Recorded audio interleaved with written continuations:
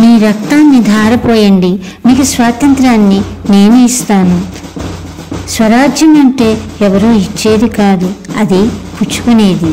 స్వేచ్ఛను ఎవరో ఇవ్వరు, మనమే తీసుకోవాలి. ఈ నినాదాలన్నీ ఎవరివో గుర్తుకొచ్చాయా? అదేనండి, నేతాజీ సుభాష్ చంద్రబోస్, మన భారతదేశ సమరయోధుడు. సుభాష్ చంద్రబోస్ ఒక ప్రముఖ జాతీయ ఉద్యమ నాయకుడు.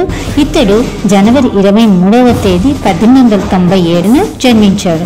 ఆగస్టు 18, 1945వ సంవత్సరంలో మరణించాడు. కానీ ఇతని మరణం ఈ రోజుకి ఒక రహస్యంగా మిగిలిపోయిందని అనుకుంటున్నారు. ఒకవైపు గాంధీజీ మొదలైన నాయకులందరూ అహింసావాదంతోనే స్వరాజ్యం సిద్ధిస్తుందని నమ్మి పోరాటం సాగిస్తే, బోస్ మాత్రం సాయుధ పోరాటం ద్వారా ఆంగ్లేయులను దేశం నుండి తరిమి కొట్టవచ్చని నమ్మి అది ఆచరణలో పెట్టిన మొట్టమొదటి వ్యక్తి. బోస్ 2 సార్లు భారత జాతీయ కాంగ్రెస్ అధ్యక్షుడిగా ఎన్నికైనాడు.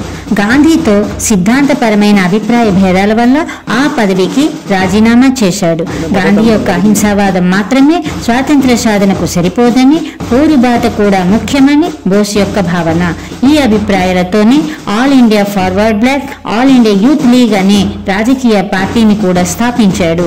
దాదాపు 11 సార్లు ఆంగ్లేయులచే కారాగారంలో నిర్బంధించబడ్డాడు. 1939లో రెండవ ప్రపంచ యుద్ధం ప్రారంభమైనప్పుడు ఆంగ్లేయులను దెబ్బతీయడానికి దీనిని ఒక సువర్ణ అవకాశంగా భావించి బోసు యుద్ధం ప్రారంభం కాగానే ఆంగ్లేయులపై పోరాడేందుకు కూటమి ఏర్పాటు చేసే ఉద్దేశంతో జపాన్ సహాయంతో భారత యుద్ధ ఖైదీలు మరియు రబ్బరు తోట కూలీలు, ఔత్సాహికులతో భారతీయ జాతీయ సైన్యాన్ని జపాన్ ప్రభుత్వం అందించిన సైనిక, ఆర్థిక, దౌత్య సహకారాలతో ఆజాద్ హింద్ ప్రభుత్వాన్ని సింగపూర్లో ఏర్పరిచాడు. విప్లవ నేతగా బ్రిటిష్ ప్రభుత్వంపై తిరుగుబాటు చేసి ఎన్నోసార్లు కారాగారంలో నిర్బంధించబడ్డాడు. బోస్ మరణం వివాదాస్పదమైనది. 1945 ఆగస్టు 18వ తేదీన తైవాన్లో జరిగిన విమాన ప్రమాదంలో బోసు మరణించాడని ప్రకటించినప్పటికీ అతని ప్రమాదం నుండి బయటపడి అజ్ఞాతంలోకి వెళ్లాడని పలువురు ఇప్పటికీ నమ్ముతున్నారు. కారణం, మరణం తర్వాత అతని శవం దొరికిన ఒక ప్రముఖ